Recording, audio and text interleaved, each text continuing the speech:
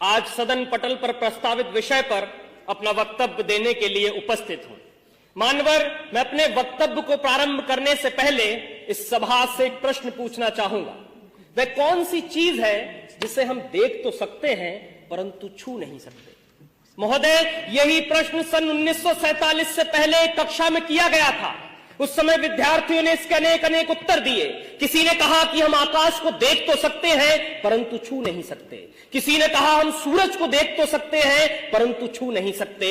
लेकिन उसी कक्षा के बाहर खड़े होकर पढ़ने वाला एक छात्र डबडबाई आंखों को लेकर खड़ा हुआ और पानी के भरे हुए घड़े की तरफ देखकर बोला, मैं प्यास से तड़प के मर भी रहा हूं, फिर भी मैं इस पानी के घड़े को देख सकता हूं, छू नहीं सकता, क्योंकि मैं एक अछूत जाति का हूं। और वो अछूत जाति का विद्यार्थी कोई और नहीं बल्कि हमारे भारत के संविधान के निर्माता डॉक्टर बाबा साहेब भीमराव अंबेडकर जी थे।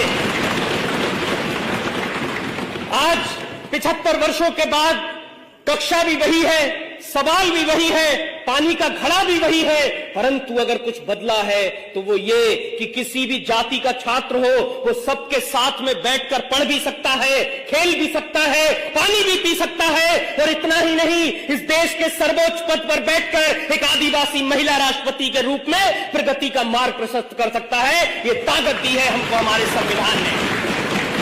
जब जब बात हमारे अधिकारों की आई है तब तब संविधान ने हमारी रक्षा करी है। फिर वो आईपीसी की धारा 377 से जूझ रहे परलैंगिक समाज के लोग हो, या श्रीकांत बोला जैसे दिव्यांगजनों के लिए शिक्षा के अधिकार हो, या महिलाओं के लिए दहेज कुप्रथा का बोझ हो, संविधान ने हमेशा से रक्षा कर एक सूत्र में बांधने का काम किया है। मान्यवर, भारत के संविधान की लोकतांत्रिक यात्रा बहुत लंबी रही है।